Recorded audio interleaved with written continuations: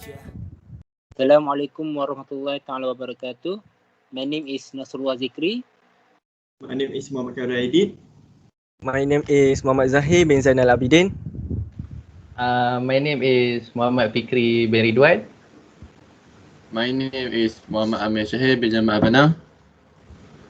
So today we're gonna present about the refrigerator that related to thermodynamic. Okay, let's go. Before refrigeration, keeping food fresh was a pretty tough job. In those days, people used to salt their food or bury it in the snow to keep it fresh. But now, the refrigerator has changed the way we conduct our daily lives, making it easier to preserve food. Have you ever wondered how a refrigerator keeps your food fresh and provides you with a refreshingly chilled beverage on a hot day? Well, let's find out. Refrigeration is actually quite simple. To understand the principles behind it, just remember that when liquid evaporates, it absorbs heat, and when it condenses, it releases heat. A simple example is that when your hand is wet, it feels cold. This is the process of the water evaporating and cooling your hand. On a very humid, hot day, your frosty beer will have water condensing on the outside of the bottle. This warms your beer.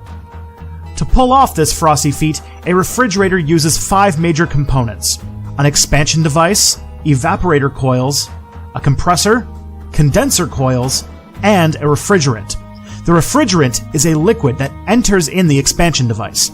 As it passes through, the sudden drop in pressure makes it expand, cool, and turn into a gas. As the refrigerant flows around the evaporator coil, it absorbs and removes heat from the food inside. The compressor squeezes the refrigerant, raising its temperature and pressure. It's now a hot, high-pressured gas. The refrigerant then flows through condenser coils on the back of the fridge, radiating its heat to the atmosphere and cooling back into a liquid as it does so. The refrigerant then re-enters the expansion device, and the cycle repeats itself. So basically, heat is constantly picked up from the inside of the refrigerator and taken outside of it. That's all, folks.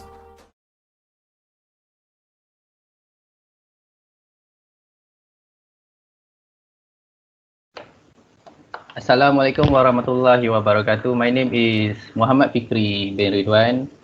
I will introduce about our project. Okay. The introduction of our project.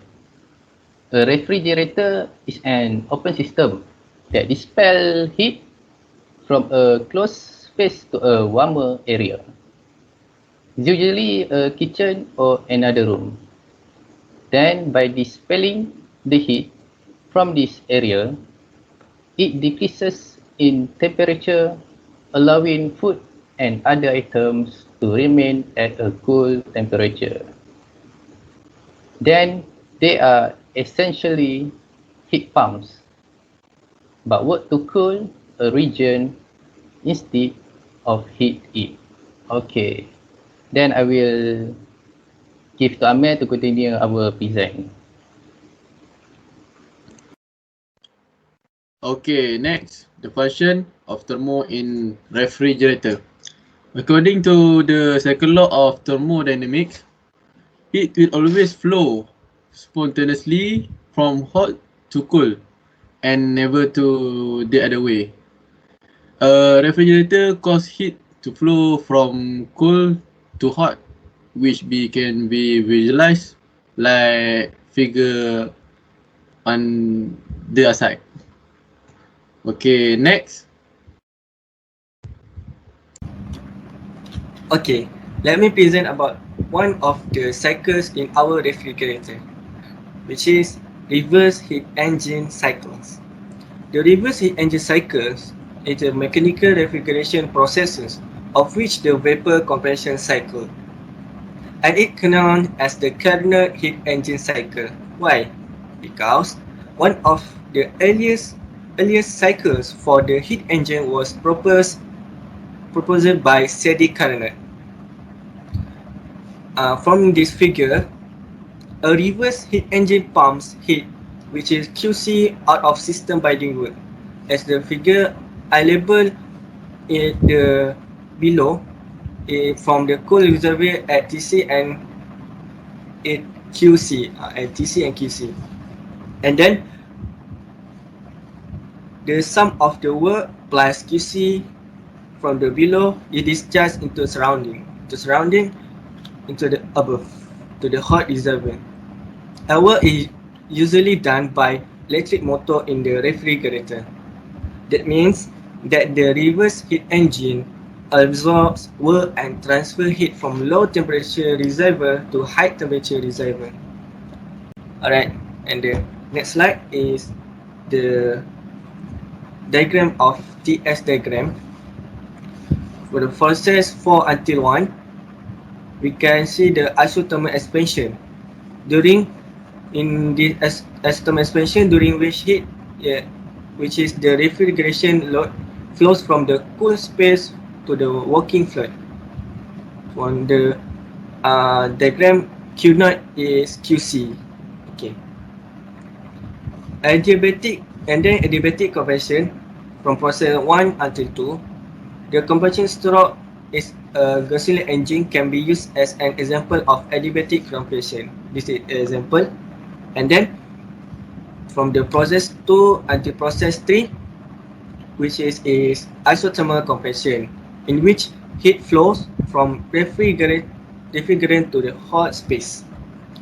And the last process from process 3 until 4, the name of process is adiabatic expansion, which is from an adiabatic expansion of an ideal gas. The gas is contained is an insulated container and then allowed to expand in a vacuum. Alright, thank you.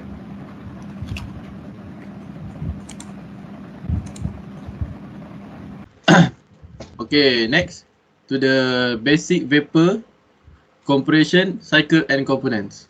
Okay, based on the this figure, a compression process to raise the pressure of a working fluid vapor flowing from an evaporator at low pressure to a high pressure as the figure shown below. Then flows through a condenser at a higher pressure through a throttling device and back to the low pressure. As we can see from that figure in the evaporator. The pressure and corresponding to the refrigerant saturation temperature T1 and until T5 respectively. Okay, next. 2, 3. So the third process we have a vapor absorption cycles, which is the figure show here. So the first process is the refrigerant is absorbed in a low temperature absorption medium or some heat when it leaves the evaporator. So when it leaves the evaporator, it goes to the second process, which is we have the refrigerant absorbent solution is then pumped to the higher pressure and is heated in a generator, which is we see here, which is the label as QG. So the third process of these cycles for these vapor absorption cycles, due to the high pressure and the temperature in the generator, the refrigerant vapor separate from the solution, which is we have the first and also second process in these cycles. So the vapor pass to the condenser and then the weak solution is throttled back to the absorber. So the last process of these cycles, this is not the last cycle, but to improve the efficiency of the system, a heat exchanger are being put between the absorber and the generator to gain a more efficiency of the vapor absorption cycles. Okay, thank you. We go to the next cycle. Okay, for the next cycle is gas cycle refrigeration. The reverse Joule cycle or gas turbine cycle is used in gas cycle refrigeration. The refrigerant used in this system is a gas. The system is basically the same with system of the vapor compression cycle. The main difference is that an expander replaces the throttling valve.